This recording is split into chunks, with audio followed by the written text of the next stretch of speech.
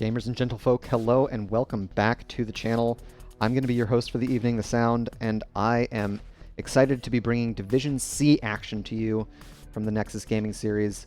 We're going to be taking a look at Pepegas on Ice against HoTS Tuah in Week 5 of Season 19.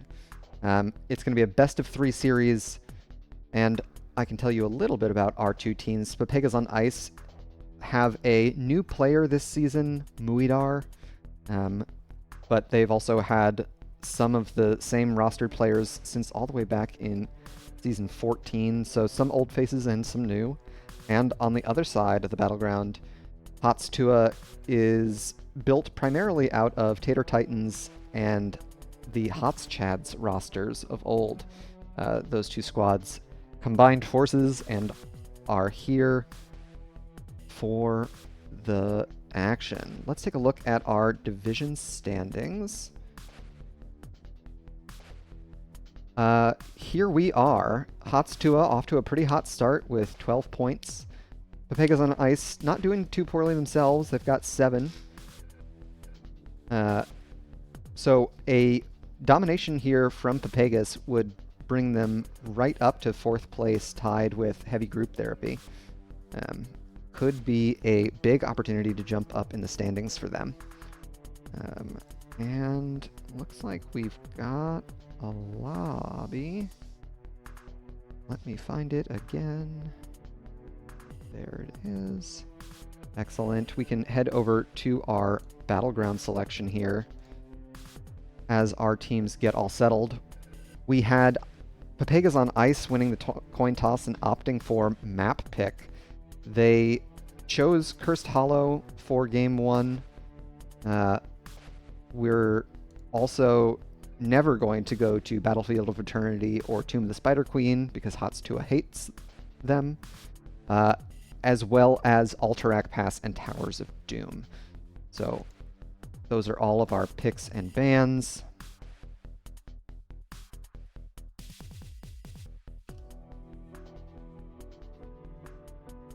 Ace, thanks for the raid. Appreciate you showing up. Welcome, everyone. We're going to get started here shortly for Game 1. You haven't missed any of the action yet. We're seeing Pepegas on Ice take on HoTS Tuah here in Div C. It's probably a pretty tight contest between these two teams. Pepegas on Ice, in their tenure in the Nexus Gaming series, have spent some time in higher divisions, as high as Division A once upon a time. But of course, Season 14 was a fair bit of time ago, so they've had some roster changes, and so that has affected their divisional placement. But all that to say, the roster core of Tomgen and Sylphrenia have been playing together for the past 5 seasons now and have plenty of experience in higher divisions, so they can absolutely bring the heat here to the higher placed HoTS Tuah. Looks like we just have a couple team members waiting on some real life concerns, so we'll get into the draft shortly. On the other side, let's talk a little bit about HoTS Tuah. They are fresh off of an impromptu bye week. They ended up getting a forfeit last week, so they haven't played since back on February 26th. So we'll see how they'll do after that time off, if that's caused any sort of rust to build up there. of course, they had a great finish. 2 weeks ago, they were able to secure the domination. So they went into last week with a red hot start. I'm sure they'd love to preserve that momentum here. And it looks like we've got most of the squads joining here. So we should be off and running shortly.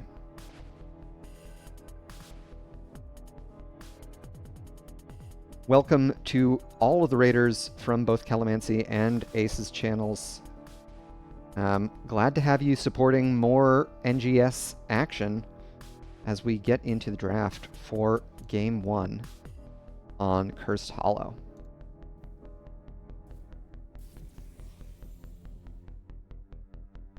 So, both of these teams have some amount of individualized metas, which I think is very interesting to see. Tuah have played Cho'Gall this season. They've also shown some less common offlaners in Chen and Samuro. So we could see lots of creativity from the draft that Tuah are bringing. Thank you for the follow. Appreciate it. Recaro Recliner? I'm going to go with that. Happy to have you here. First ban for Pepegas, Cursed Hollow. I'm going to guess it's a Dahaka ban. It's going to be Oriole instead. Dahaka has been a very popular hero to ban against Pepegas on ice. There's the Vala ban, immediate answer. Of course, Dahaka was nerfed today. We have a new patch. If you haven't seen the patch notes, you can use !patch in chat to check those out. Dahaka had some baseline Dark Swarm nerfs, so his wave clear is a little bit harder. Even so, Tuah don't want to deal with the Apex Predator. And there's the Johanna ban. So first pick for Tuah. We'll see how they want to kick things off. Globals are still available. Falstad, of course, comes to mind for his boss control. It's going to be an Anduin first pick instead. A relatively safe healer to grab first time round. Pepegas will answer with Chen and Falstad. Okay, so that's the kind of creativity that Pepegas on ice have been bringing with their drafts. They have some non-standard offlane picks from T-Core. Both Falstad and Chen bring a lot of boss control, point control that is. So not a bad set of heroes to grab here. They'll pair the Anduin with a Chromie and Diablo. Chromie has been a very popular assassin for Tuah. They still need an offlaner, so Pepegas on ice will ban away the Samuro. And on the other side, Pepegas still looking for a main tank as well as a healer. With some healers banned and one already chosen, if I were on the side of Tuah, I would probably ban the Brightwing. They're going to go for the Anubarak ban instead. We'll see how Pepegas respond. They're still looking for a main tank and a healer, as well as one of their flex picks here. They've favored Brightwing. I think it's their most played hero thus far this season, and it would bring another global to the large battleground, which could be strong. There it is. And they'll pair that probably with their main tank. Instead, they're pairing it with Kael Thas. So we're going to get a last pick tank selection here. Interesting. 2 picks from Tuah, unlikely to be the Cho'Gall that we've seen at least once. They've enjoyed Vala, but that's banned out. And they've already got the Diablo, so we're not going to see a Stitches. It's really anyone's guess here. Diva for the offlane, okay? As well as Tychus. So someone to chew through a lot of that Chen HP, as well as interrupt the drink. And there's May. Alright. So let's take a look at our 2 drafts as our teams get set and pop into game number 1. Chen, Falstad, Brightwing, May, Kael'thas. A good set of heroes for Pepegas. They've got a global, they've got a couple different boss control tools, 3 in fact, between May, Chen, and Falstad. On the other side, they've got some soft boss control with Slowing Sands and Diva Bomb, but not quite as much displacement. I think I like the boss HP burn on the side of Tuah a little bit better. And they've got great poke for stalling objectives with the Chromie. So we'll see how both teams play it here in game number 1. I think it's going to come down to execution more than anything else. We can introduce our teams here on the left in blue. We've got Pepegas on ice, Tomjin playing May, Tikor on Chen, Raptor on Falstad, Peas playing Brightwing, and Sylphrenia on Kael'thas. To the right in red, we've got Tuah, Chicken Meow on Diablo, Cyanide playing Chromie, Vextha on Anduin, Memmius on Tychus, and Codename Zero playing Diva.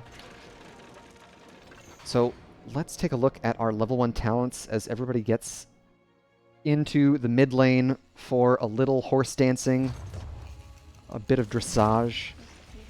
Nothing too out of the ordinary. Tikor opting for Storm Stout Recipe. Not the most common, taking a lot of damage here. Staggers most of it off, but unable to get the heal from their shield. An early first wave in favor of Pepegas on ice. Tuah already sent Codename Zero up to the top lane. It's an auto attack build for Falstad with frequent flyer at level 1. Cyanide opting for Q build on the Chromie.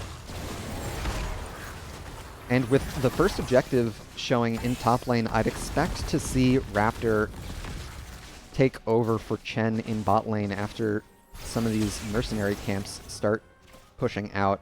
We've already got Tuah onto their bruiser camp here on the right-hand side. And we'll see if they rotate the global down here. Tikor taking a lot of damage from Cyanide. Fallen very low thus far. Basic abilities hit a hero is when you heal. Okay, that is a tricky thing to manage into a Chromie, I would imagine.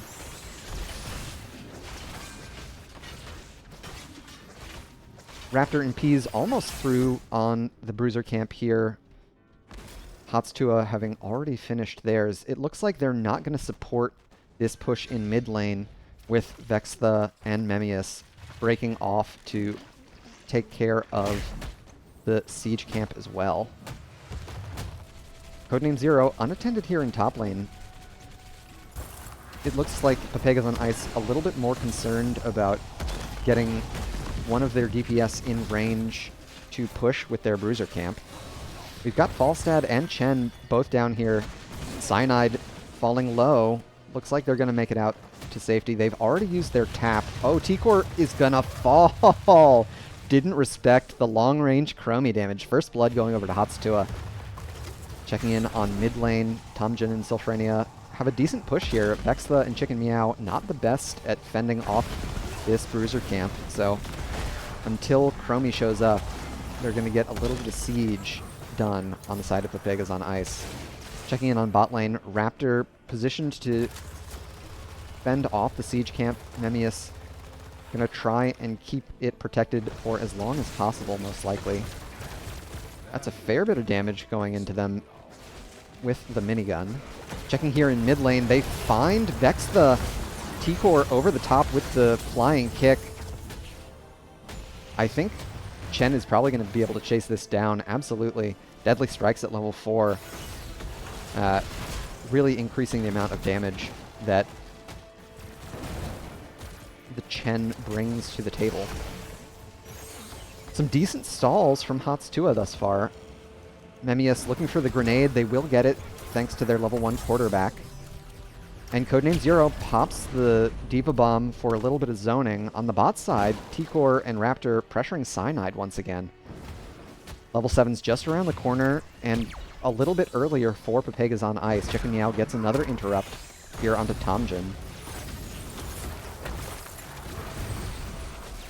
And that's talent tier parity. Memmius taking a fair bit of damage and punishment. Codename Zero in onto Peas and Sylphrenia, both having fallen very low. On the bot side, T-Core has chased down Cyanide, however. So another takedown, this time Chen onto Chromie, but oh my gosh, Stagger almost not making it through the minigun damage of Memmius.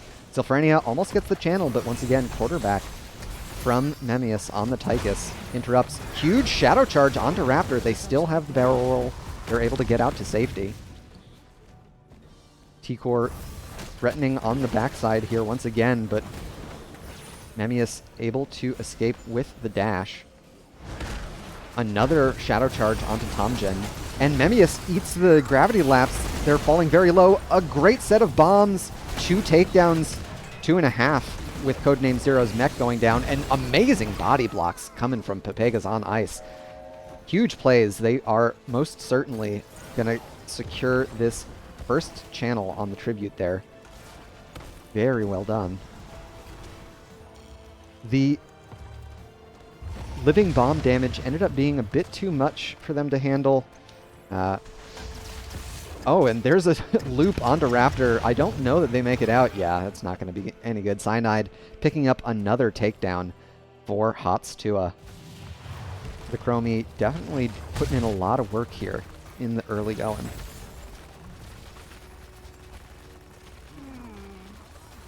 Of course, Pepegas on ice will have more heroics before HoTS Tuah have the rest of theirs.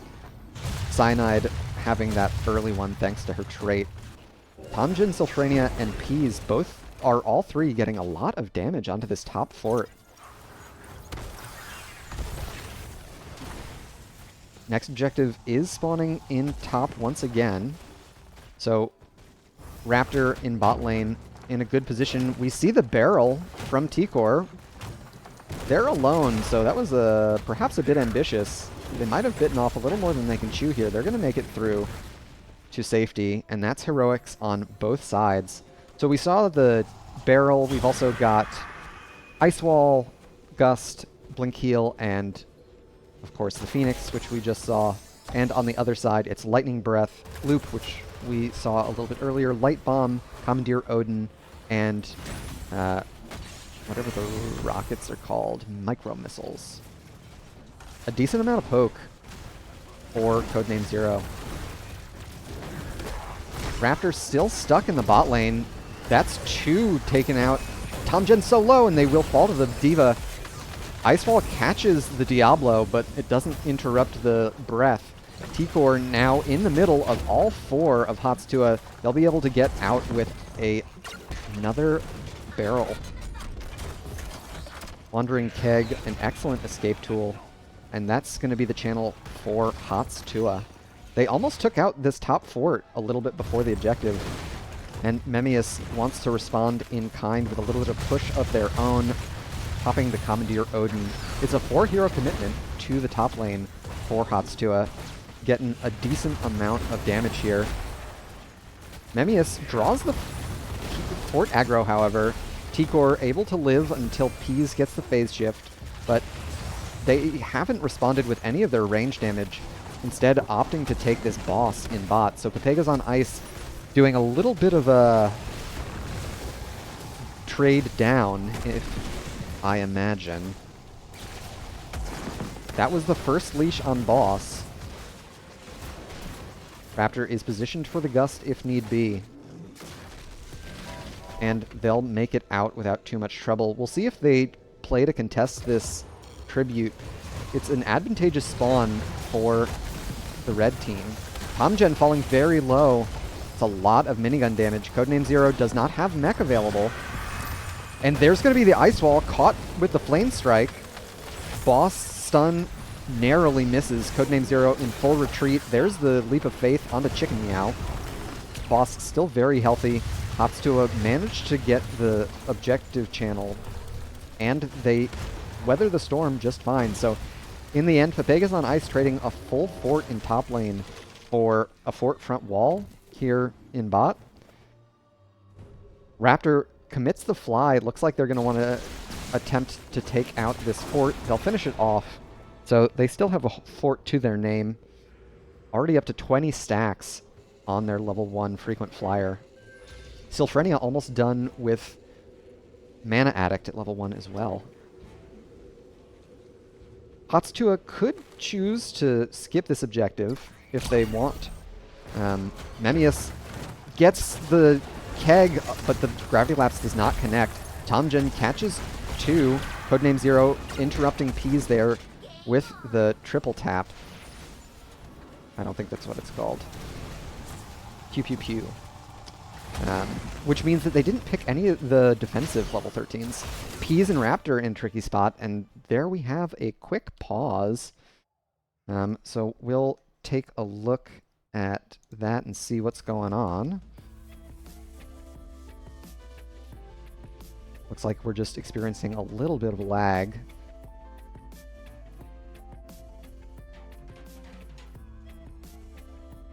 So we should be back into the fight shortly. This is an important tribute. HoTS stand to secure the curse if they're able to fend off Pepegas on Ice. They don't quite have a Diva Bomb yet. So Codename Zero a little bit vulnerable on the Diva.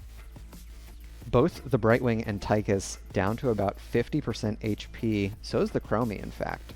So if Chen is able to get onto those backliners, it could be pretty punishing. Of course, Vexa still has a lot of tools at their disposal, the Anduin player, so it's far from a foregone conclusion. They've also got Gust on the side of Pepegas on Ice if they need to reset a fight that's looking like it's going south.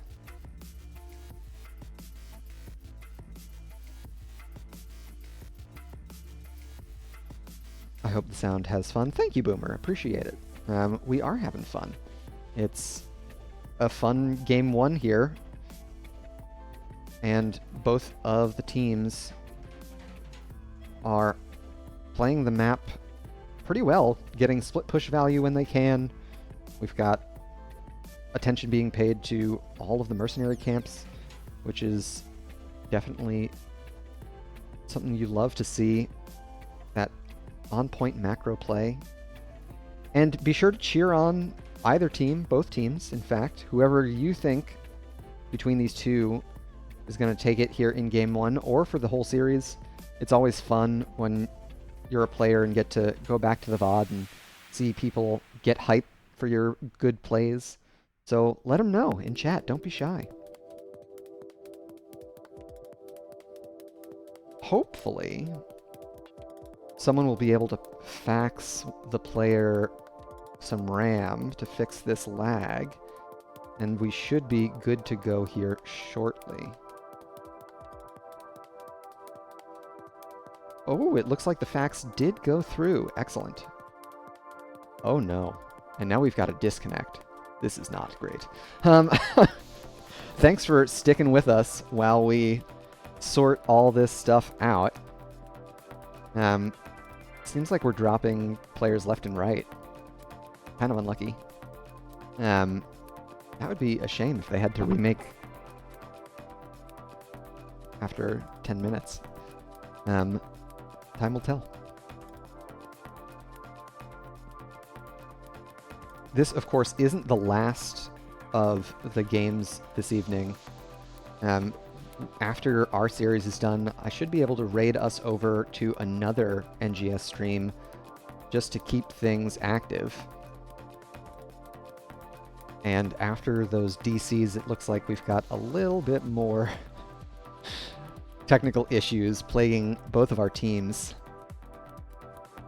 Okay, we've got readies on both sides, so we should be back into it here shortly. Thank you once again, everyone, for your patience as we can get set. There's the Shadow Charge. Oh my gosh, and they immediately catch the Brightwing. Memmius falling low, T-Core on the back line. They're chasing down Cyanide as well. Memmius able to escape and get the Light Bomb. Raptor might fall to the Tychus, and they will. So it's 2 for 1 in favor of HoTS Tuah. Sylphrenia getting chased down by Codename Zero here, and that'll be another takedown for the red team. 6-5 thus far. A huge Unstoppable into the Diva Bomb. Codename Zero likely going to get a double kill here. Great timing on the Unstoppable, but the loop comes through. Vextha gets the channel on the Curse, and Pepegas on ice are feeling the wrath of the Raven Lord now. And we're straight into another pause. Excellent. Disappointing, but what are you going to do?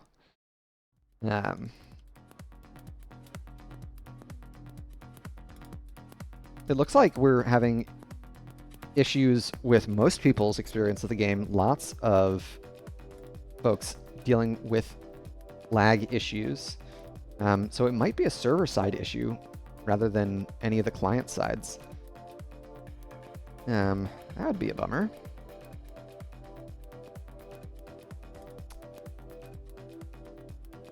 Of course, our teams are typing to me, but I can't type back.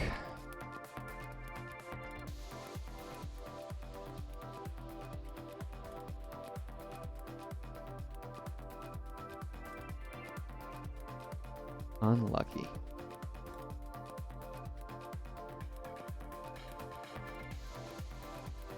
Looks like the teams do understand that I cannot type to them, so that's good. Well, that team fight, unfortunately, the first takedown of that fight was happening during the scene switch. Brightwing instantly taken out. That's thanks largely to Chicken Meow's Diablo gameplay, opting for the Q build with Sacrificial Soul on 1, followed up by Malevolence at 7. So it gives Diablo a fair bit of burst damage. Thank you for the follow, King Exta. Appreciate it.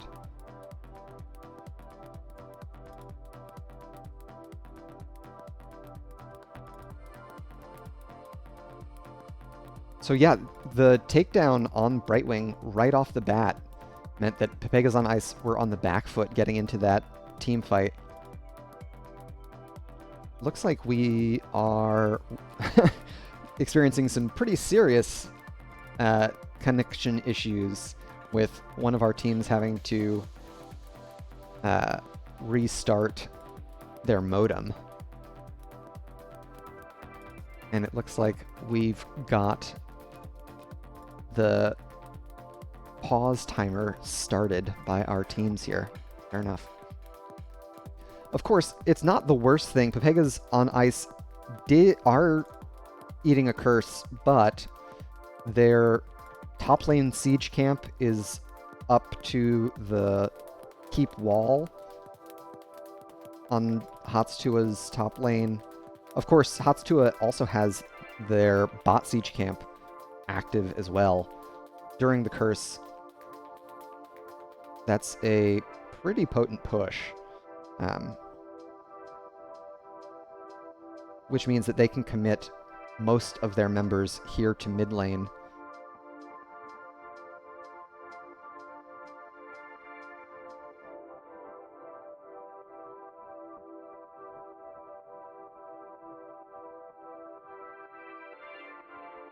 The experience isn't too far apart between these two teams. HoTS Tuah has managed to get a little bit more in the way of takedown XP, But minion experience is neck and neck, so Pepegas on Ice, despite having the double global, has been unable to stall objectives and sneak waves in far lanes, as one might typically hope for when playing globals. Mercenary experience, neck and neck. It's really come the difference here, the about half level lead that HoTS have gotten for themselves really comes down to that takedown count.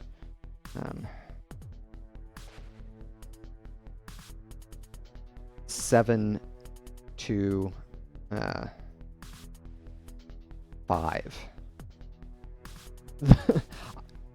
I had to do a little quick math. The pause is covering my observers list, so I'm just counting deaths. Of course, Pepegas on Ice are also scaling pretty well with the auto attack Falstad. He is only getting more and more powerful as waves get cleared. And of course, come level 20, when Wind Tunnel is online, that is a very decisive, heroic Storm Talent tier upgrade and can win games. HoTS doesn't have a lot in the way of dealing with a well-placed Gust. So if Pepegas on Ice are able to line up that Wind Tunnel against a corner or a wall, and then Sylphrenia on the Kael'thas just dumps their full kit of damage in, you know, that's game deciding for sure. Let's see. They've also got Pyromaniac at level 13, so some well-placed living bombs means they might be able to get multiple flame strikes off in the time that Wind Tunnel is happening. So even with Pepegas on Ice being the first team cursed, they're far from out of this game.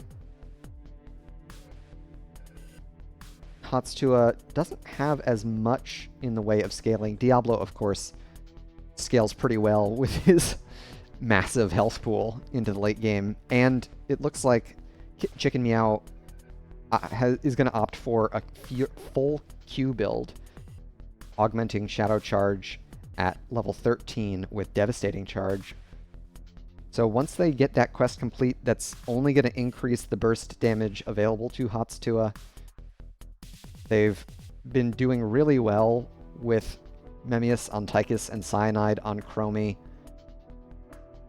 It's got a lot of burst damage. And, of course, the Soothing Mist Cleanse from Brightwing does not work on Chromie's Time Loop. So, HoTS able to lock people down for a very long time. We'll see if T-Core on the Chen will continue to disrupt the backline as successfully as they have in these earlier team fights. I'm rooting for the modem. I am also rooting for the modem. Allegedly, it's been restarted, and we should be starting soon, but I'm really hesitant to say that we're going to be starting soon, because I wouldn't want to get your hopes up there. Futurefer, thank you for the follow. Appreciate it. Asking if we're at the 10-minute time limit yet. I do not know. The enemy team has started the timer, but I'm not sure if they're going to enforce the automatic forfeit or not.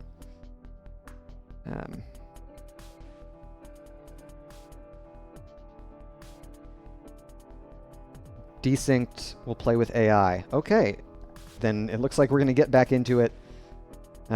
Unfortunately, Pepegas on Ice are going to keep playing down a hero for the remainder. So let's see how Tuah are able to capitalize with the 5v4. T-Core trying to take down Codename Zero. They're going to be able to retreat.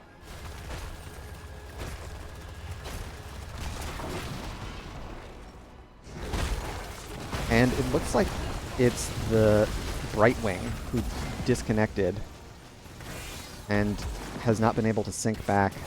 TomGen finds Memmius with the Ice Wall. There's the follow-up Blizzard, but Vex the over the wall. What a cleanse. Excellent leap of faith there. Codename Zero's just going to keep working on this top siege, or the top keep siege camp in bot lane. It's already gotten through the keep wall.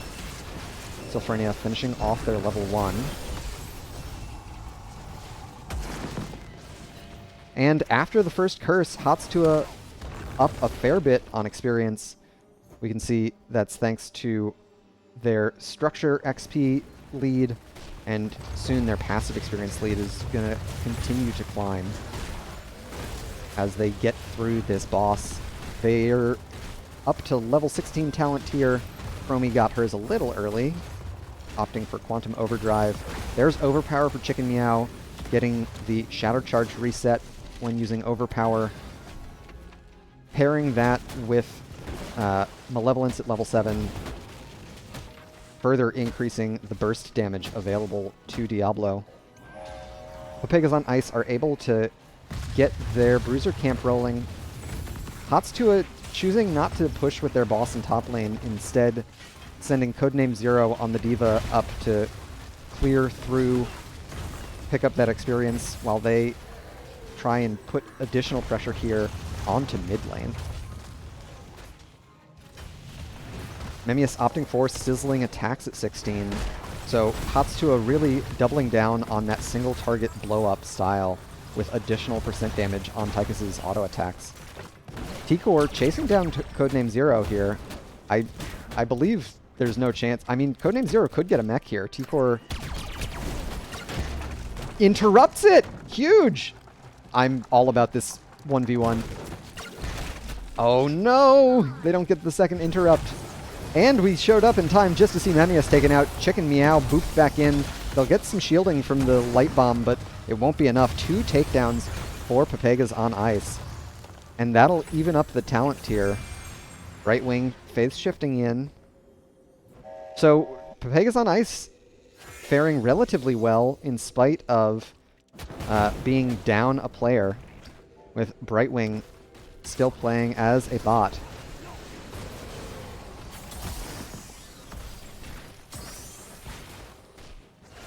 People asking if I'm having lag issues. I have not been having lag issues, so not entirely sure what the trouble is for other folks. TomGen looking for the interrupt. Cyanide stops channeling nonetheless. And so Tuah pick up another tribute. They've caught Vex the Anduin doesn't have Light Bomb available yet, and they can't cleanse themselves. So Pepegas on Ice pick up another takedown. They're likely going to get a fair bit of push done with this boss now, though they don't have a minion wave with them. The catapult pressure from Tuah keeping the blue minions back in Pepegas on Ice's core.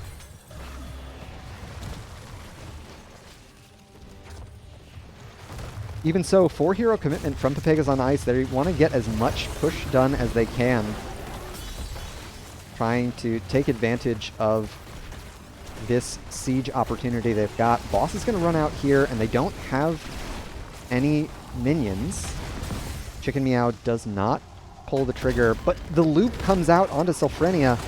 That's a lot of potential damage. They pop the arcane barrier. Memmius now the target of Raptor. TomGen gets another ice wall to block the thing. Memmius will go down after trading out with TomGen. That burst damage from Tychus, nothing to sneeze at. As Codename Zero sets up for another objective channel. Memmius found by Chicken Meow once again. Brightwing trying their best to get them out, but Codename Zero with another perfect placement on the D.Va Bomb. They'll take out the Brightwing AI as well with their level 13 Pew Pew Pew. That unlocks Storm Talents for HoTS. They've opted for Hellgate, Piercing Sands, Inner Fire for Anduin, the Light Bomb upgrade, Big Red Button for Tychus, and Headshot for Codename Zero. The Pew Pew Pew damage only getting stronger now that Big Shot's damage has been increased by 75%. We'll see D.Va clearing waves very efficiently with that talent now, as well as doing a lot of building damage. HoTS have picked up their Bruiser camp. Pepegas on ice still waiting for a couple respawns, but they've secured Storm Talents of their own. Shatter for Mei, the Ice Wall upgrade. Untapped potential for Chen, not the most common 20. We've got HoTS taking down the left side Bruiser camp as well. Wind Tunnel, as mentioned. Speedy Dragon for Brightwing. And Brightwing getting beat up. Picking on the AI is probably the best move for HoTS. They're going to pop the Odin and get busy here on the mid keep. Untapped potential has Chen moving lightning fast, but they're not going to be able to push anyone off of the keep. Sylphrenia gets taken out by Chicken Meow. Raptor gets the Gust onto 3. T-Core getting chased down by Codename Zero. Raptor falling low. Chicken Meow and the rest of HoTS focusing entirely on the core here. Pepegas on ice don't necessarily have the tools available to fend them off, and so this will do it for game 1. GG and well played. A map win going over to the red team. Very successful game 1 for HoTS. So a little bit of a disappointment as far as connection issues are concerned. Having to play the rest of the game out with a bot is, I imagine, not what Pepegas on ice would have preferred to do, but hopefully they'll be able to get any of their connection issues sorted out before we get into our second game. Codename Zero on the D.Va, top hero damage, likely because they were trading recklessly with T-Core, doing a lot of off-lane dueling. We can take a look at our builds as well, see if anything's out of the ordinary. We called most of it out during the game. Vextha opting for Glyph of Faith at 16 to pair with their movement speed while they've got trait available. Nemius opting for Q at 13 and auto attacks at 16. Often you see the, what is that, armor piercing rounds? Spray and Pray. Spray and Pray at 13 gets paired with armor piercing rounds at 16. So a little bit of creativity in the builds. Codename Zero getting a lot of value out of Pew Pew Pew and Headshot there. 13-20 synergy for D.Va. There you have it for game number 1. We'll head over to our battleground selection as our teams prepare for the second game. Hopefully they'll be able to get their missing player back. Not sure if anyone has been able to touch base with Peas since they had that DC.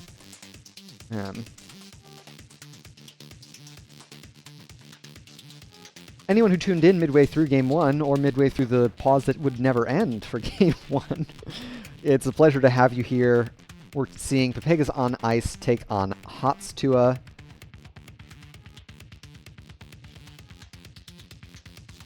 Bird Therapy asking chat if just custom games are being affected by the ping issue or if SL is feeling the heat as well. I can't say. I don't know if anyone in chat has been playing Storm League tonight, but worth checking. Seems like there are server issues going on depending on server location for WoW, which could be affecting players near those locations. Okay. So that could speak to our issue.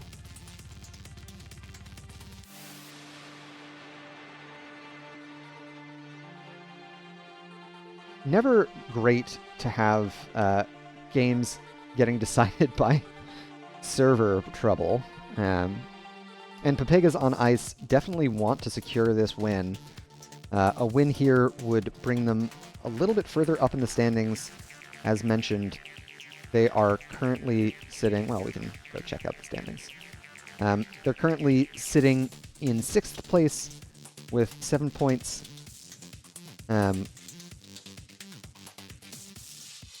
They could get as many as 10 points if they secure the next 2 map wins. Or I should say they could win 3 points, bringing them up to a total of 10 points. Folks are having trouble with Central Server. All right. Bummer. I don't know what the procedure is for our Fair League when experiencing server issues like this, if there is one. Perhaps if the teams... Well, I'm not going to speculate.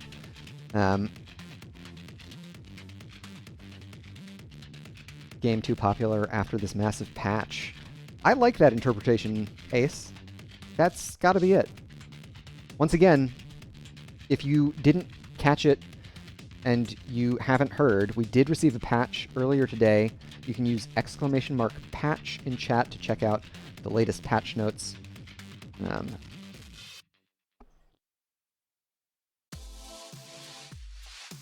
A lot of people logging into HoTS, perhaps because of the BlizzCon announcement. I did not watch the video, but I've been led to believe the comment section of the BlizzCon announcement is just littered with HoTS hopium. Which, don't get me wrong, I would love for HoTS to get back into everyone's good graces over at Blizzard, but I don't think it's likely. Looks like we've got most of our players back here.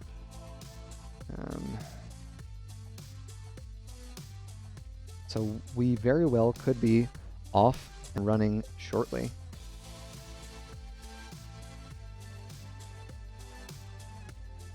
Alrighty. We've got our next map, Pepegas on Ice, going for the Braxis pick this time round. Not the most popular battleground across NGS, but definitely one that I think takes on a lot more nuance in an organized setting.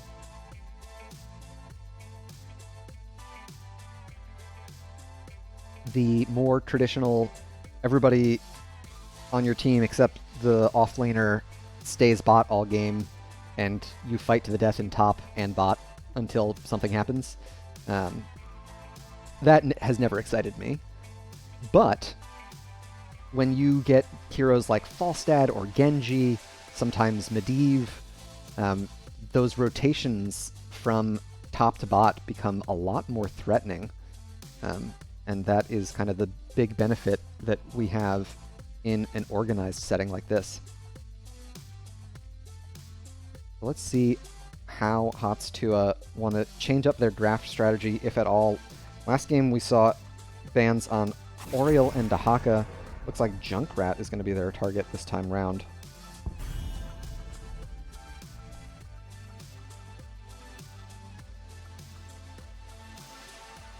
Vala and Johanna were Pepegas bans in Game 1, in the 1-2. We'll see if they want to keep those. I think Vala still makes a lot of sense, but Johanna doesn't get as much value here on this 2-lane map, her wave clear contribution being a big part of what makes her so strong. Completely changing their ban strategy, going for the Stukov ban. So perhaps something that they know about HoTS Tuah when they play Braxis. And there's the Falstad ban. I think that makes sense. Raptor played a really strong Falstad in Game 1, and the ability to rotate to top lane with the global can be extraordinarily punishing. And there's the Volibear as well. Okay. So first pick was Anduin last game. Gonna opt for Chromie this time around. Chromie offering a lot of anti-siege and great vision tools for the objective point. Can hold a lane very steadily by herself. We'll see if Pepegas on ice pick an early rotational hero, something like a Genji or a Haka is available. They could opt for that as well. Or if they're going to lock in some more sturdy frontline for the bot lane, they're going to pick the Oriole and Tassadar. So getting their wave and Zerg clear taken care of right off the bat. Sylphrenia on the Tassadar will be able to decimate those Zerg waves if HoTS Tuah channel for the full objective. Next two picks here. I'd expect to see a healer taken before the next ban phase.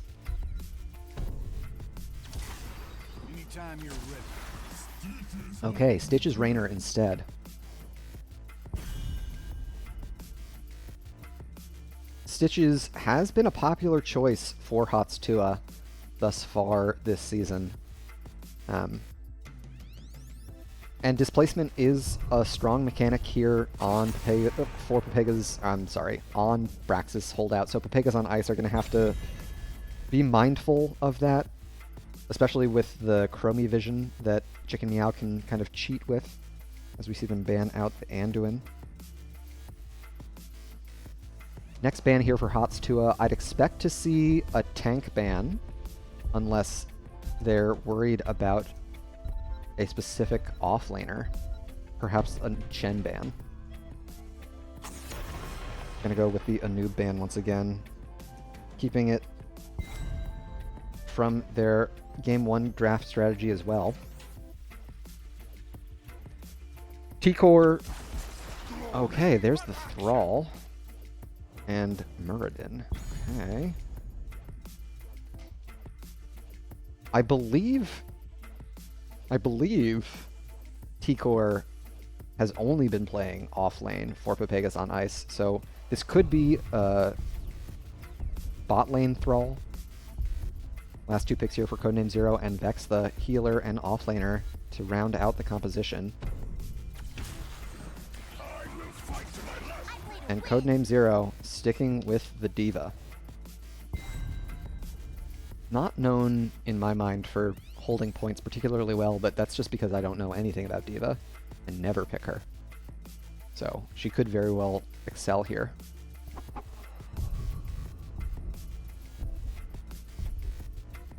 We'll see if the draft switcheroo comes in. It's going to be Deathwing. Okay. Very interesting. So let's take a look here as we let our teams get set for Game 2. A double bruiser comp, triple front line for Pepegas on ice. Deathwing could be played in both Thrall and Deathwing, for that matter, can be played with the rest of their team as more of a mage or melee assassin, respectively. On the right side, I'm interested to see what Memmius on the Rainer will opt for at level 1, if they're going to try stacking with Veteran Marksman. That could be a lot of damage by the end of the game if both of these teams kind of fight non-stop over the objective. Of course, if they opt for Exterminator, that could allow them to get advantages on the map with the camps rolling, so we'll see which way they want to take it here as we get into Game 2. We can introduce our teams once again. Here on the left, trying to take us to a Game 3, it's Pepegas on ice. Tomgen on Muradin, Peas on Oriole, Sylphrenia playing Tassadar, T-Core on Deathwing, and Raptor playing Thrall. To the right in red, we've got HoTS Tuah trying to close it out 2-0. Cyanide on Chromie, Chicken Meow playing Stitches, Memmius on Rainer, Codename Zero on D.Va, and Vextha playing Rhaegar. The other orcish R name. Level 1, what do we have? Liquid Cooling for D.Va once again. Amping up your well cooldown. And it is Exterminator for Memmius at level 1. Chicken Meow opting for the Globe Quest at level 1, hungry for more. Quick wave clear from Sylphrenia. There's the time stop onto Chicken Meow. Tomgen taking a lot of damage here. They'll be able to heal up with great ease. The Purge already coming out onto Memmius there. Tomgen able to heal up very efficiently thanks to their level 1 talent. Tomgen taking a lot of punishment from the front line there. Chicken Meow able to sustain through the worst of it. But Peas gets hooked back in. Memmius is going to keep right-clicking. But Raptor has the peel. Peas looking for that whip. Does not connect. Of course, Peas not going to have as much of a resource issue as Vextha might on the Thrall. Tomgen hooked in, but they're going to be able to retreat without too much trouble. Sylphrenia and Raptor getting started on this camp. Tomgen kiting up. You can see what's going on here on top with T-Core and Codename Zero. What T-Core opt for? Draconic Might. So healing off of auto attacks, primarily. A quick first top grab for the Deathwing, and on the bot side, Tuah able to get the early control on the objective. Looks like they're going to get both sides channeled early there. T-Core manages to step onto the point before Codename Zero gets the 50% flip. And now the superior wave clear from Pepegas on ice, definitely going to be a problem for HoTS. Chicken Meow taking so much damage. I don't know if they've got their bite. I don't remember what that Stitch's ability is called. And it's a huge wave advantage for Pepegas on ice. Codename Zero just cannot get Deathwing off this point. And so that's first Zerg wave in favor of HoTS. I'm sorry, in favor of Pepegas on ice. HoTS going to have to deal with it. Codename Zero trying to get the last of their Diva Bomb available. And it looks like they'll get it and be able to spend it to clear most of the Zerg wave. They opted for Rushdown at level 4 rather than the nuclear option. So, oh, Raptor hooked in here. He's able to peel with the Oriole Whip. Tomgen in deep here, but Sylphrenia still on the bot side. It's 4v3 in favor of HoTS on the top side. Memmius amping up the minion wave and getting a fair bit of damage done. A great purge from Vextha gets Cyanide out of trouble. Tomgen was right on the target with Stormbolt, but an excellent purge from Vextha saves Chromie to fight another day. Experience pretty neck and neck. A little bit more minion experience for HoTS. Lots of damage going on to Cyanide here. One more auto attack will do it. Peas landing the final blow. Vextha falling low now. Peas does not connect with the whip, however. They've opted for Heavy Burden, so Detainment Strike slows now that, or whenever they get the wall stun. T-Core continuing to do battle with Codename Zero, trying to get through this Diva mech. Level 7's a little bit closer for the members of Pepegas on ice. Tomgen anchoring this rotation, making sure that HoTS don't get cheeky here on the bot lane. We can see that glow under the fire bats. That's thanks to the level 1 Exterminator from Memmius. Tomgen finds a couple dismounts here. Chicken Meow does not connect with the hook. There's a stun onto Stitches. And this is where having the Thrall can be a little tough. Melee heroes not the best at sieging down structures. Up to 3 stacks on their level 4 quest. Memmius found by the Stormbolt, but Raptor unable to connect with the Wolf follow-up. And it is one of the old school quests where you lose progress if you miss. So it's going to be a while before they get the 6 connections that they need. TomGen able to take away this objective. HoTS securing just 6% there. Memius caught by the root and the wall. There's a purge.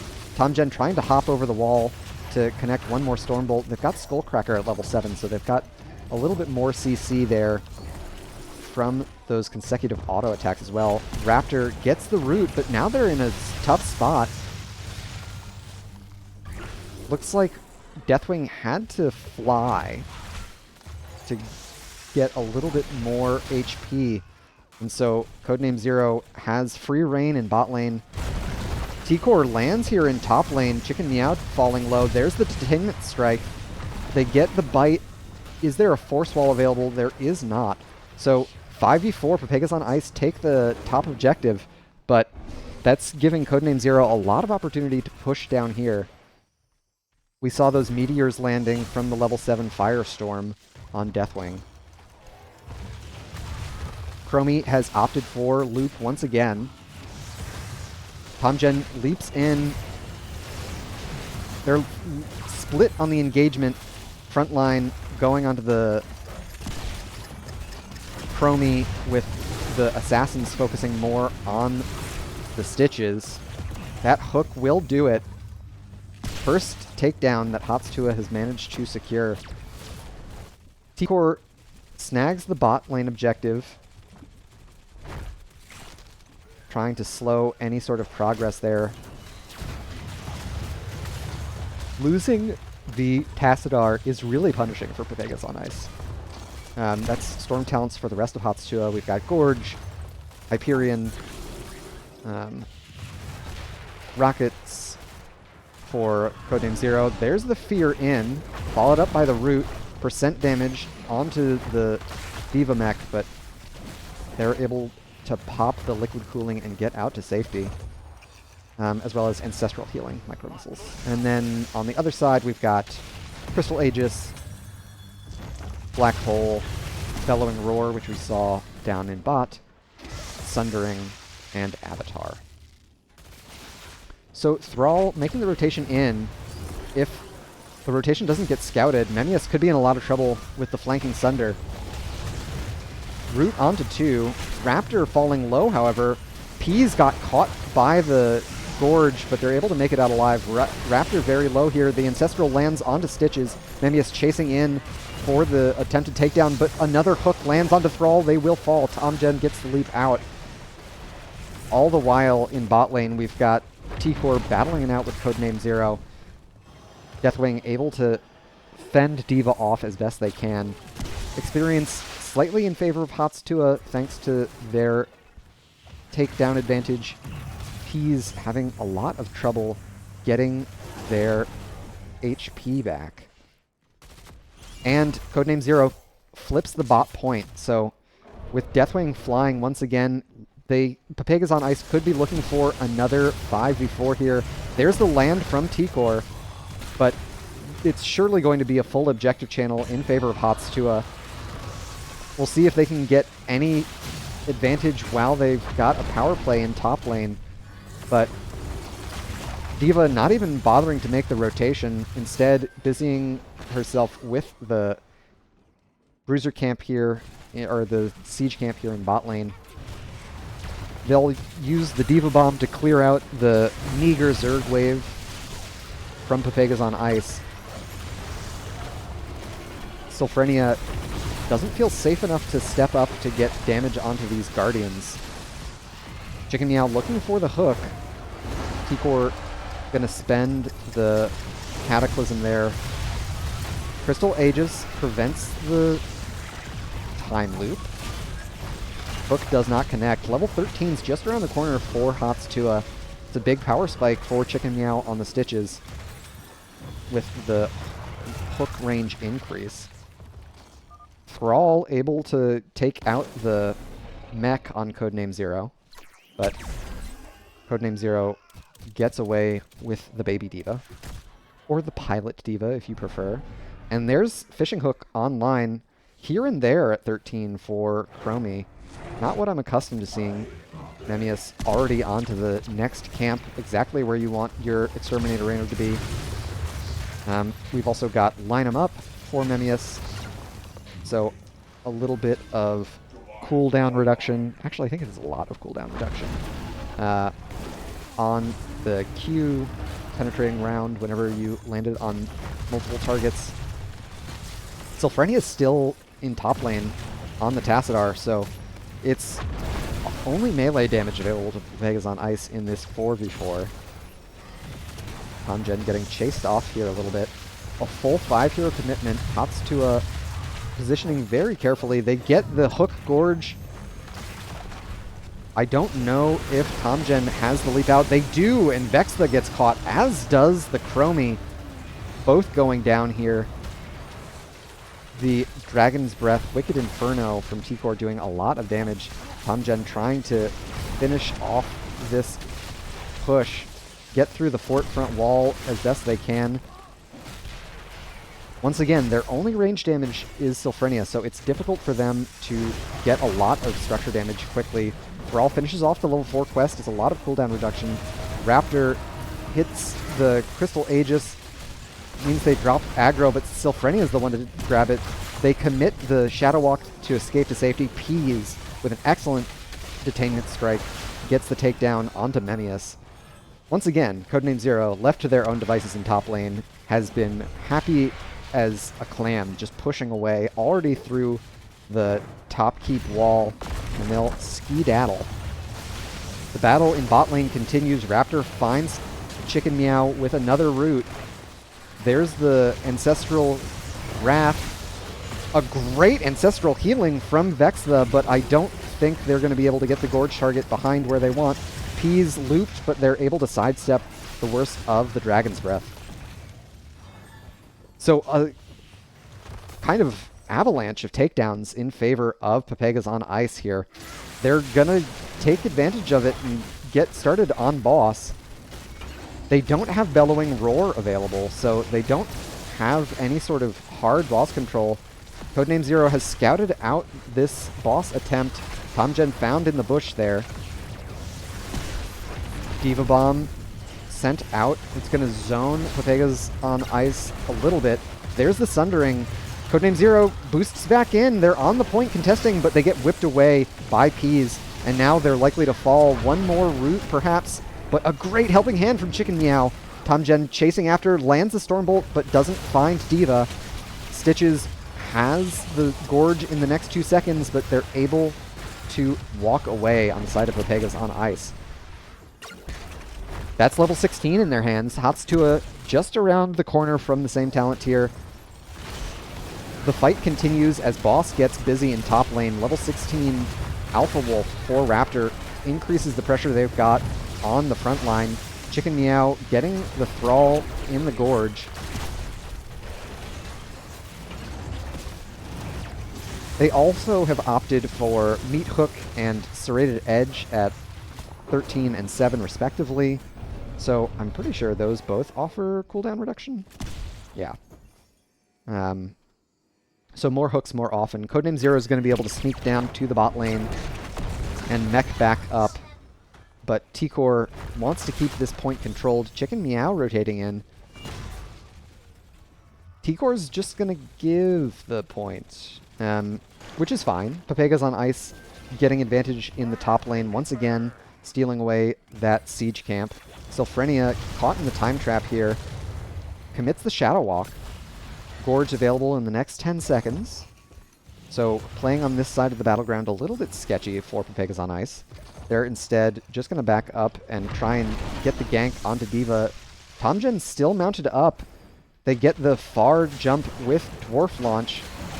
Codename Zero doesn't have the thrusters anymore, but they will be able to scurry back to the base. Chromie rooted, but able to escape with their here and there level 13 teleport. Chicken Meow hooking blindly, looking for Pepegas, but only finding the mercenary camp. Pepegas on ice, if they're not careful once again, oh my god, the conflagration gets so much value. Memmius almost dying there. There's the hook, no Gorge, onto the Muradin. Codename Zero falling very low. They're not going to pop the mech, and so they're going to get taken down. Bot lane still pushing in favor of Pepegas with that mercenary camp they managed to steal away, and T-Core securing the top pad for another full Zerg wave for Pepegas on ice. Nemesis stayed way too long here. Vextha gets the purge, but it doesn't matter with the force wall in place. Pepegas on ice splitting their siege between the objective in top lane and their heroes in bot lane. A little bit of an aggressive push for my taste. Tomgen is going to end up tanking a lot of fort damage because Zerg Wave is going to keep the blue minions at bay. Chicken Meow looking for the hook, lands onto Raptor, does not pop the Gorge. On the top side, Codename Zero able to use the Diva Bomb once again for a great deal of Zerg clear. They're going to get through this keep front wall most likely, but I don't know if they're going to get much more than that. Top keep still rather healthy. Heroics up on both sides. Importantly, Ancestral Healing is not available for Tuah. So Pepegas on ice do have a bit of an advantage in that capacity. But they'll be able to clean up the rest of the objective there. Boss isn't respawning for another 7 seconds or so. Pepegas on ice get to run the battleground for a bit with their mercenaries. Tuah stepping up for an aggressive invade. Chicken Meow still a little far away, but this is where those time traps start to matter a lot. Tomgen finds one with the Stormbolt. Time stop onto 3. T-Core gets a big Dragon's Breath and immediately kills Nemesis. Vextha getting chased down by Tomgen. Codename Zero stranded in the back here. Raptor and Tomgen more interested in getting this Cyanide kill if they can manage it. But a great here and there from Cyanide gets Chromie out. Codename Zero will hearth to safety as well. But Pepegas on ice have managed to secure another boss opportunity for themselves.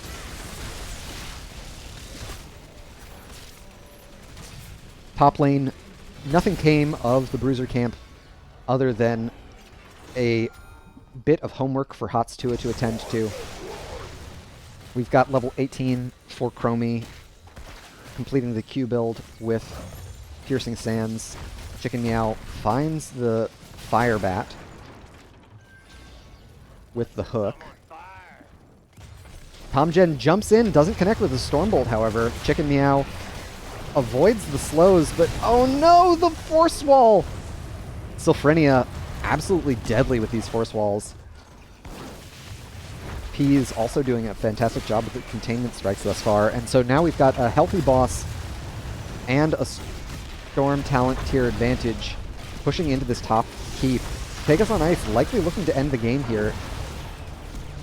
Unless they peel off. Objective spawns in the next 10 seconds. There's a jump in from Tomgen, and Cyanide gets the takedown onto Peas. Vex the Self-Ancestrals, they'll escape. Tomgen low, Sylphrenia low. They don't have a healer anymore. The boss is through the core shielding, down past 50% here, but boss is pretty much gone. Tomgen and Raptor trying to take care of the last of the core, and they'll do it.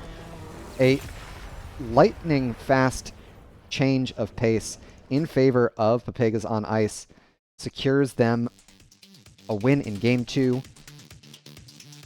Very well played from them. They got an advantage off of a couple good team fights, and they held onto it very well.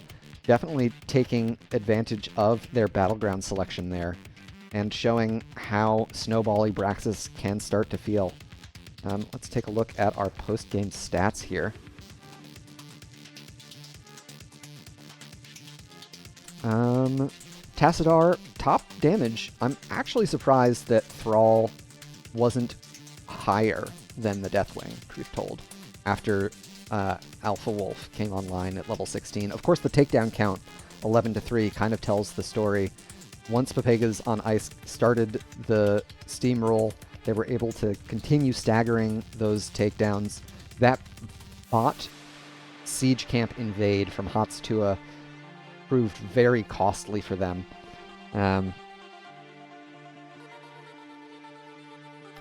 T-Core getting just a massive conflagration after Tamjin jumped onto a couple members, Peas and Sylphrenia locking them in place as well with the Detainment Strike and Force Wall, respectively.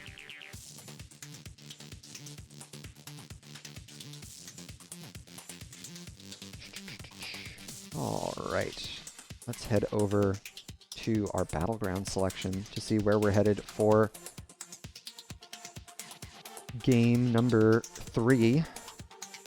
I always imagined you sounding more robotic with a name like the sound. I am, in fact, human. A bit of a disappointment. Although, I could just be a really good AI. We've seen how good the AI voice generation can be, right? That's a thing. I'm with it. I'm hip. I know about AI.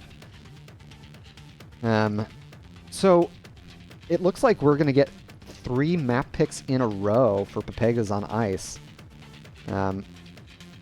Definitely what they want. Vendrek with the Wowhead server issue notice. Thank you for the post. Looks like both of our teams were able to get through Game 2 without too many server trouble issues. So we might be through the worst of it. We're going to be headed to Dragonshire for Game 3.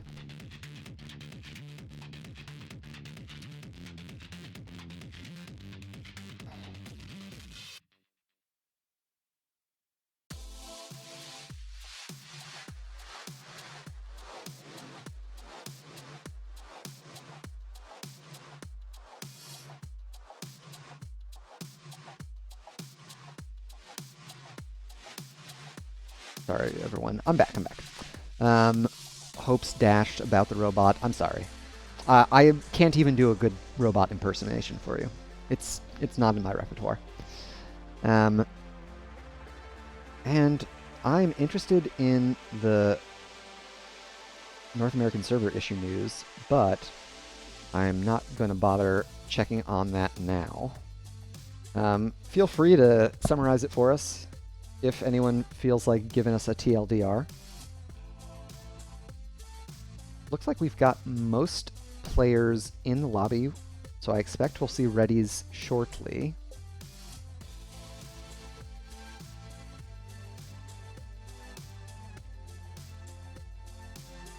And we'll be off and running for our next and final game of the series.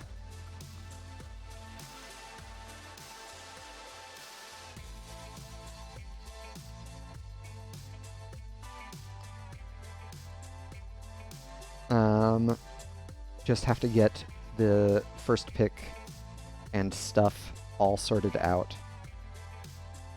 But once the lobby is organized, we'll be off and running.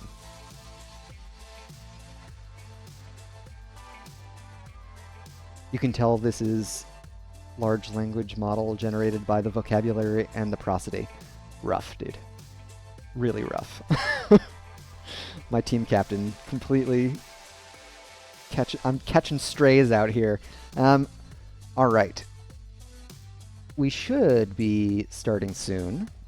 We'll see if Pepegas are able to keep their strong dueling compositions working in their favor here on Dragonshire. We didn't really see much in the way of rotational play, though this is a far more rotation-heavy battleground because there are 3 lanes. DDoS attacks on Blizzard servers. Okay, yeah, that makes a lot of sense. That's a bummer, but makes a lot of sense.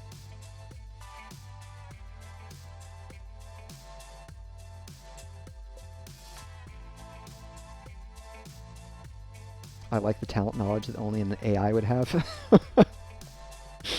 Yeah. At some point, I figured out that I knew a lot more talent names and ability names than I would have given myself credit for. before I started casting. Because once I started, I was like, oh, I know what that's called. And I've been using proper names, which is really confusing, I've found, for a lot of viewers, because most of us, when we're in-game, refer to things as like Q13 or E4, etc. And so the actual talent names get a lot of people thrown off. So in my head, it's a service. It's, you know, bringing authenticity to these broadcasts. But it's, in fact, just making it harder to keep track of what talents have been selected. We've got readies on one side. We'll let them know that we're all excited to get them started, or get started with them out here in TV land. And we should be good to go.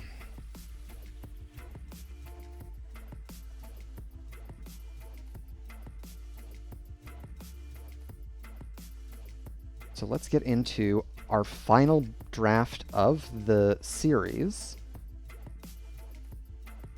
We'll see if HoTS adjust their bans now that they've seen the Deathwing out of T-Core. Of course, Chen doing a fair job across a couple different dueling offlaners. HoTS have changed up most of their bans between games 1 and 2, so I don't expect we'll see a rinse and repeat for game 3. HoTS also known to pick Samuro, so if we're worried about dueling offlaners, HoTS can respond in kind. There's the Falstad ban. They didn't like Raptor's Falstad from game 1. Immediate Valo response. No Demon Hunters this evening. Excellent. We'll see if they want to get rid of the Brightwing here. Instead, opting for the Oriole. This is the nerfed Oriole. Worth mentioning. She was touched in the most recent patch.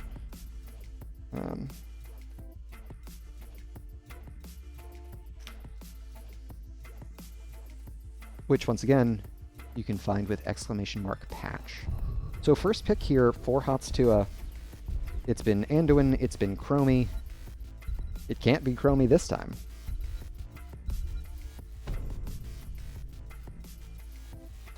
Orphea. Alright.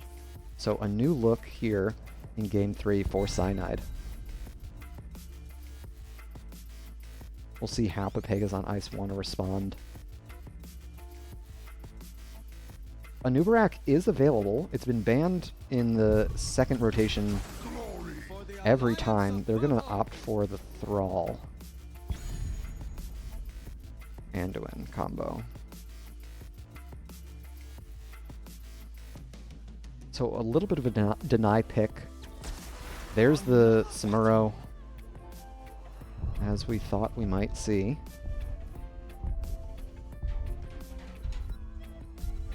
And I would love to see them grab their healer. They're going to do exactly that.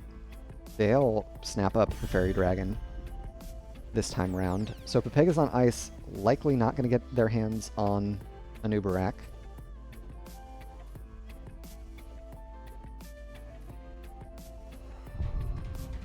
And you'll have to excuse me just for a moment, folks. I'll keep the draft up, but I'll be right back.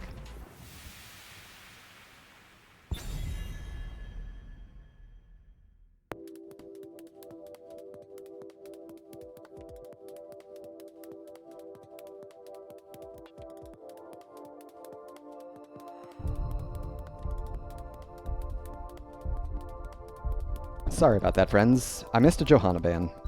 Bummer. We'll see how HoTS responds. I would expect the Anubarak ban Stitches instead. Okay. I don't know if Pepegas have shown a Stitches comp yet this season.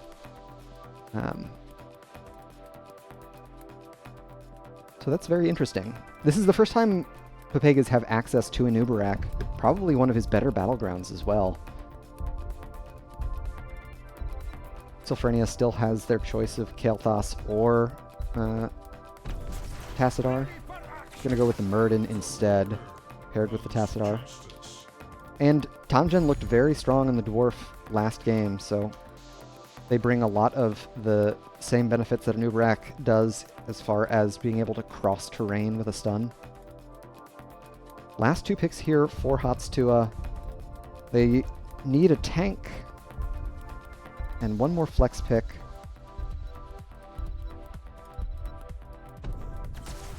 Diablo once again for Chicken Meow, paired with the Tychus for Memmius. They got a lot of value out of that pair in game one. We'll see if Pepegas on Ice have the answers for it here in game two. And there's Artanis. Yeah, T-Core loves these oddball picks. Let's swap over to our draft screen as our teams get ready and loaded in. So another triple frontline double bruiser composition for Pepegas on Ice. Thrall offers some gank pressure, but Samuro is notoriously difficult to gank. I'm not sure how well Artanis does against Samuro. That is not a matchup I'm familiar with. And they won't have percent damage until much later in the game to chew through the Diablo HP pool. So I'm liking Tuah's draft a little bit better for the Battleground. We'll see if Pepegas on Ice have the execution required to make the difference. As we get into our third and final game, we can introduce our teams for the last time. Here on the left in blue, we've got Pepegas on Ice, Tamjen on Murden, Peas on Anduin, Sylphrenia on Tassadar, Raptor playing Thrall, and T-Core playing Artanis. To the right in red, we've got Tuah, Vextha on Brightwing, Cyanide playing Orphea, Chicken Meow on Diablo, Memmius playing Tychus, and Codename Zero on the Samuro. Alright. Level 1 talents. Anything out of the ordinary? Quarterback, Psi Infusion, rather. Rolling Thunder, another Third Wind game, which makes sense into the Tychus. Protector of Ire at level 1. Raptor falling very low here. Memmius trying to finish them off with the grenade, but they're going to make it out to safety. So T-Core is here for the dings. An early first blood. Chicken Meow feeling the full force of the force wall. Tamjen getting a very cheeky rotational stall. I like to see that play, knowing that Diablo is still coming back from the Hall of Storms. Camp spawning here in the next 4 seconds. Cyanide getting a couple of dismounts here. They opted for On Point at level 1, which is additional cooldown reduction? No, it's additional damage at the end. On Point, you know, like dancing, but like also the point of her ability. Aha. T-Core up to 21 stacks on their level 1. A quick siege camp grab for Pepegas on Ice has freed Raptor and Peas up to start working on this bruiser camp in top lane as well. Sylphrenia and Tamjen matched by Chicken Meow and Cyanide here in bot.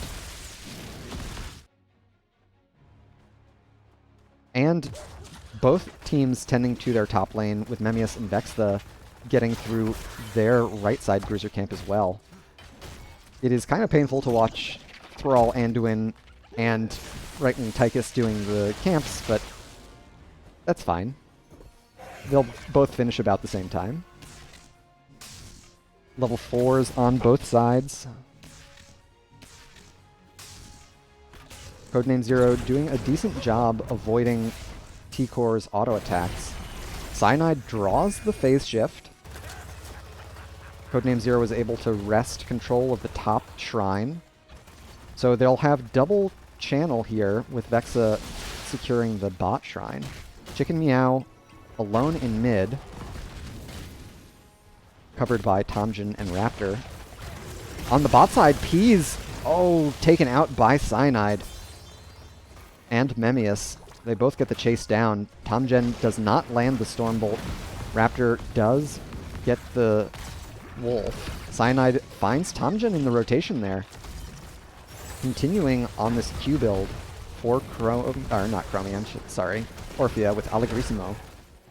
At level 4. Raptor pops the Wind Fury. They're able to escape. T-Core does not care about top point. They want to get through this wall while Vextha and Sylphrenia battle it out for the bottom point. Chicken Meow unattended here in mid lane. That's going to be first Dragon Knight going over to HoTS Tuah. No, T-Core got... No, it was the bot lane. All right, they got the channel in time. Raptor gets the root. There's the follow-up wall, and that's a takedown. Once again, Pepegas on ice with the power play here.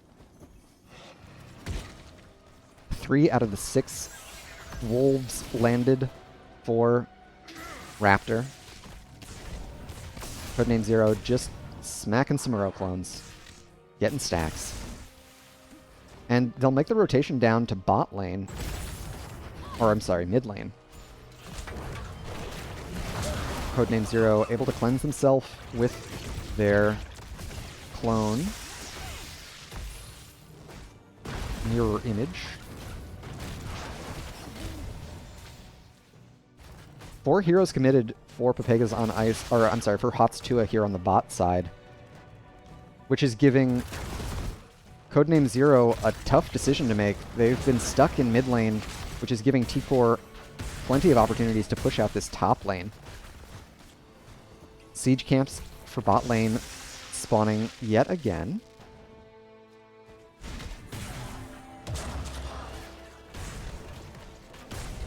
Cyanide has to come help relieve the lane pressure here in top.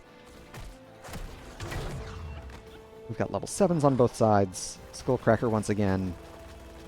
Ancestral Wrath. Chrono Surge. Diablo opting for W build in this game. Flame Stomp as opposed to Shadow Charge this time around. Insatiable means way more chomping. He's stunned into the wall and flipped back over. Memmius, the target of Tomjin. They get another root, and that completes the quest for Thrall. A big power spike for the War Chief. Memmius has taken a lot of punishment, however, and Tomjin secures the bot shrine. Chicken Meow in. There's the force wall to keep Chicken Meow locked in, but who's who's locked in with whom? I wonder. And that's level 10 in the hands of HoTS Tuah. Tomjin, immediately the target has to pop the avatar. They'll jump out. On the top side, however, Raptor finds Vextha and gets the takedown onto the Brightwing. Muradin is low. It's another stun from Chicken Meow. There's the... Oh, what is that called? Chomp? It's not Chomp. Crushing Jaws, but it doesn't land with any. Memmius very low here. On the top side, Codename Zero pushed out by T-Core.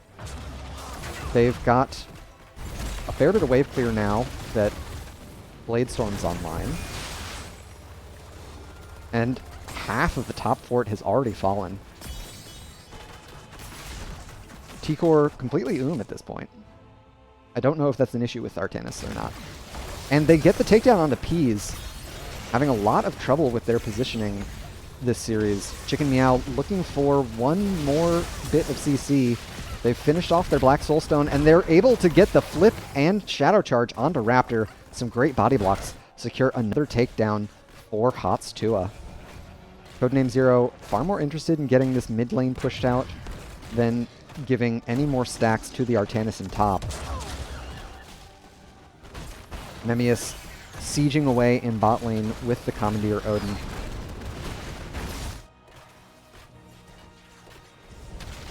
T-Core once again onto this top fort. They're going to take a lot of damage from it, however. Only up to...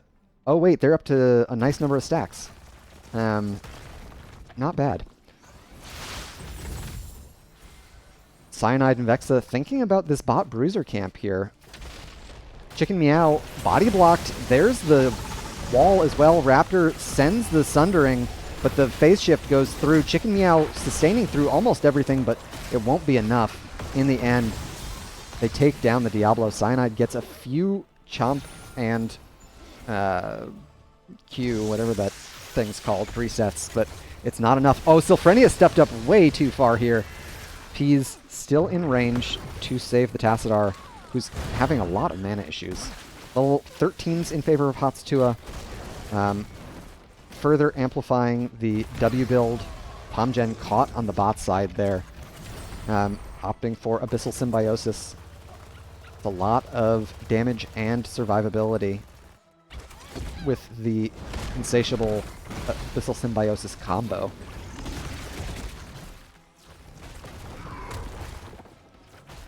Chicken Meow and friends get the invade here on the siege camp.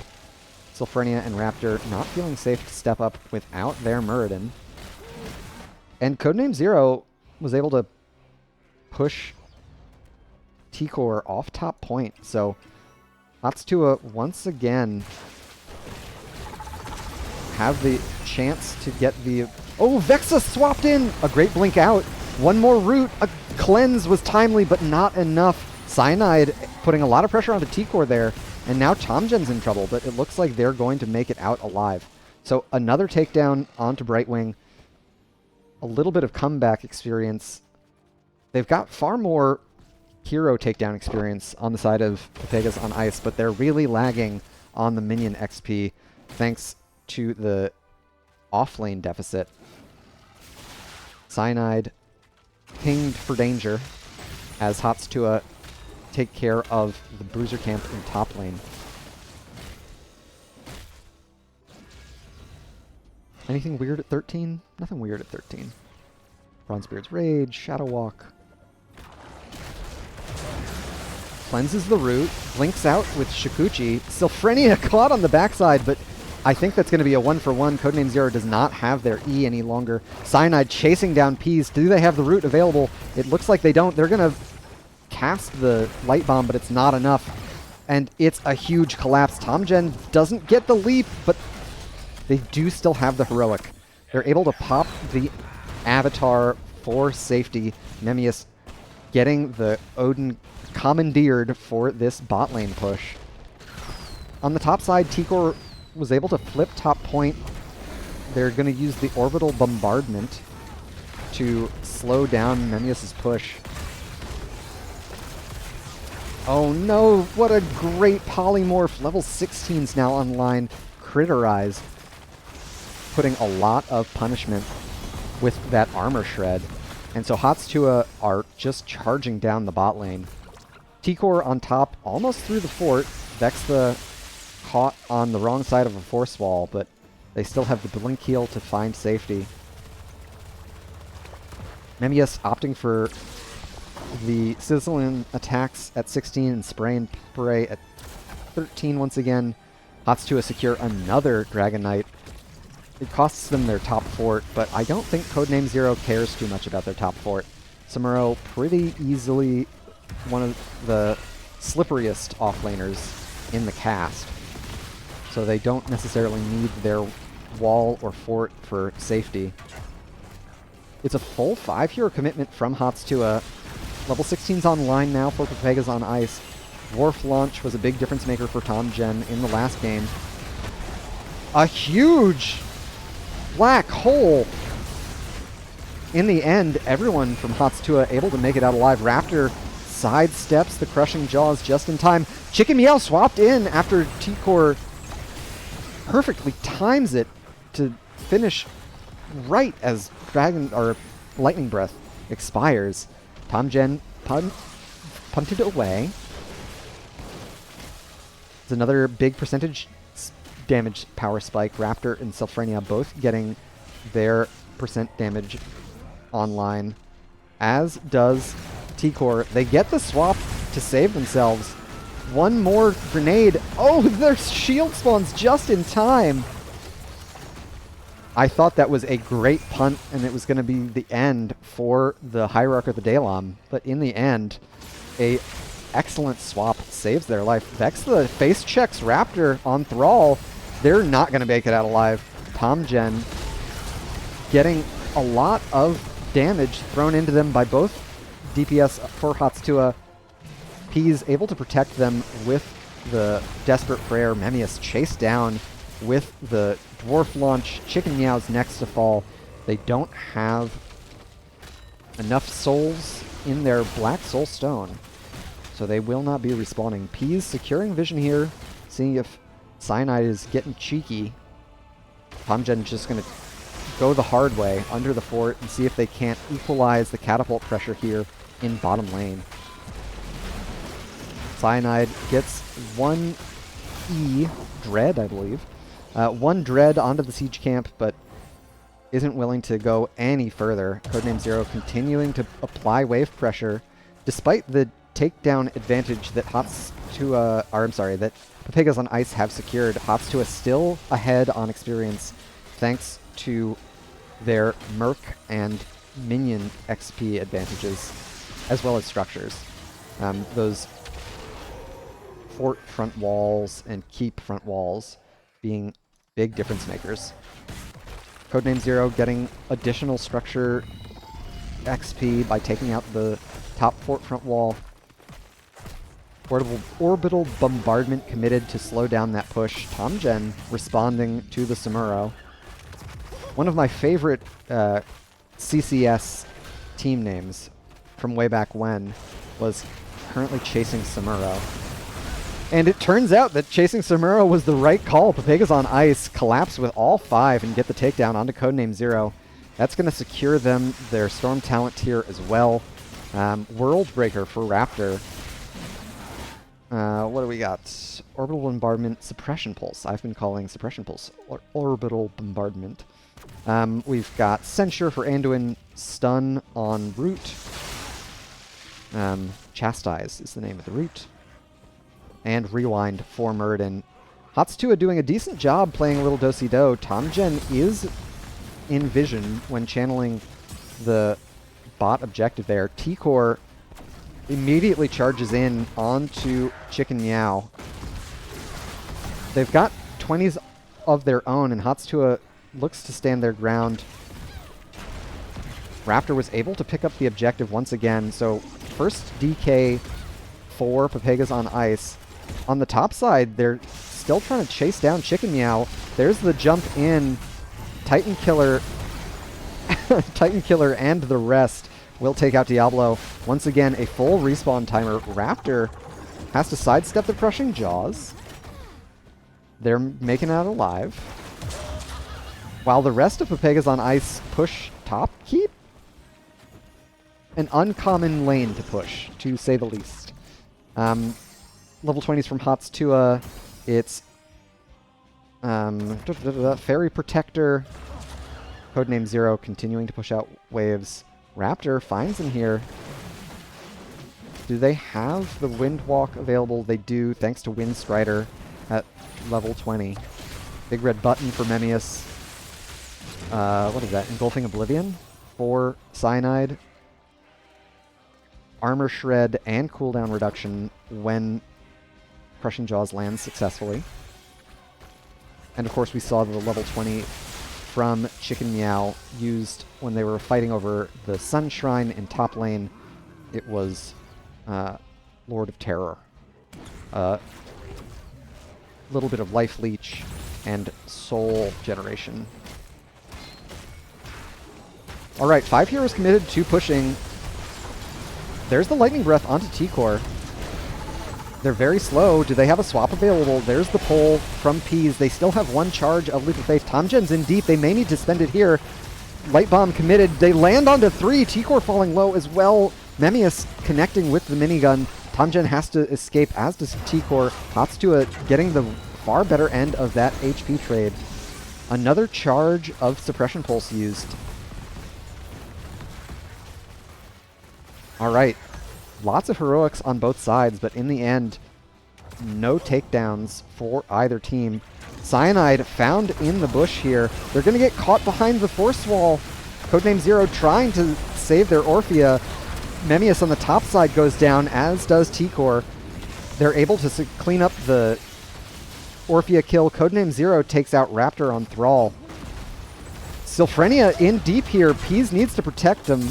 TomGen trying to get these slows. Sylphrenia can cover their retreat with another force wall thanks to their level 20 force barrier. On the top side, we've got one catapult connecting with a keep shortly. Codename Zero hearthing back to deal with it. So in the end, it's 2 for 2. A total of 14 to 10 in takedowns.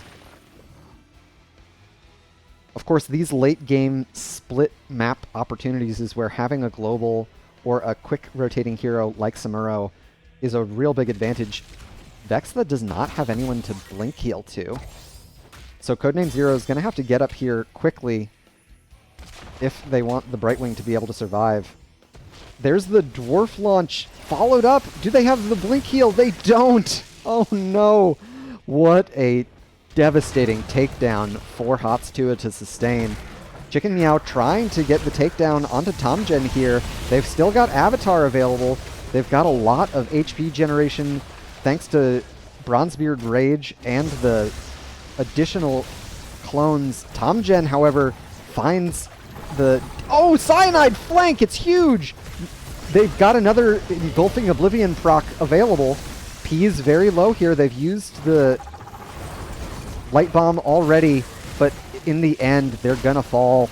Peas will trade for the Orphea, but it's just Chicken Meow alive. T-Core definitely has a swap available. It is a full 5-hero wipe in favor of Pepegas on Ice. Diablo has respawned thanks to his trait, but I assume with all of those takedowns, Tuah are going to have to withstand another Dragon Knight. Raptor is in position to pick it up as we come around the 20-minute mark for game number 3. All right. Dragon Knight marching towards bot lane, it looks like, while the rest of Tuah still about 20 seconds away from respawns. Most importantly, it's their ranged damage that is missing. So they don't have anyone to pepper down the Dragon Knight from a safe distance. Codename Zero trying to chase down Sylphrenia, but they've bitten off a little bit more than they can chew. Down to... Oh, the minion! The Archer minion getting the last shot onto Samuro. Not what you want to see on the side of Tuah. Memius is connected with the DK. That's a lot of percent damage for Raptor to contend with. But the DK is hitting like an absolute truck. It's probably going to finish off the bot keep. We'll see how Pepegas on Ice want to leverage their power play with Codename Zero still in the grave for another 30 seconds. Top Keep has taken a lot of punishment from the periodic catapult pressure there as well, down to about 50% HP. Raptor finds Cyanide with the root, and there's the World Breaker proc as well. Cyanide falling low! TomGen gets another double Stormbolt to take out the Brightwing as well. Man, Raptor finding that World Breaker isolation, keeping Cyanide from getting back into their gate, was a big difference maker there, as well as the Light Bomb follow-up with the Dwarf launch. Chicken Meow doesn't have full souls yet, only up to 79, and there's another World Breaker. Pepegas on Ice continue these staggered takedowns. TomGen leaping to the other side. Memius finishes out the Commandeer Odin, and they will fall. T-Core takes the keep aggro. Now it's Peas who takes the keep aggro. They're going to die to buildings if they're not careful, but Tuah, I don't think, can stave off this 5-hero push, and Pepegas on Ice are able to come back from a disappointing game 1 with a bot DDoS problem and take it in games 2 and 3. GG and well played to the home team. An excellent way to finish out the series. That's got to be a feel-good moment when you make it through a rough first game with all those technical issues to have decisive wins on your next 2 Battleground selections. We can take a look at our post-game stats. I didn't check how many stacks they had on Protector of Ire. I'm so sorry. Assume it was lots. I think T-Core was able to get lots of stacks. We'll never know how many, unfortunately, because I am not a good streamer. Tassadar racking up a lot of hero damage. We can attribute that, at least in part, to their level 16 Thermal Lance on Diablo. That percent damage ends up mattering a whole heck of a lot. And double the takedowns. Those late game team fights really going all in favor of Pepegas on ice there. So after a disappointing first game, Pepegas were able to finish off the series strong. Let me see if I can find any for a little bit of a interview here. Get everybody set up here in lobby 1. I think that Tuah played a very strong game, to be sure, but in the end, the decisive teamfight wins that Pepegas on ice were able to secure were the difference makers. Give him a ping to let him know that I'm looking for him.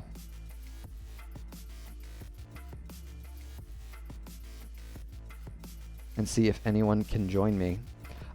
A very exciting series. I'm glad everyone got to tune in and check it out. And thank you all once again for bearing with us as we handled those technical issues.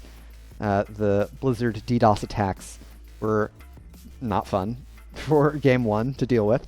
And I imagine just hearing me ramble on as everyone dealt with their internet issues wasn't the most exciting way to spend a Wednesday evening. But we appreciate your support of the community nonetheless. And it looks like we will be joined here. Let me just hop over to the interview scene so everyone can hear you.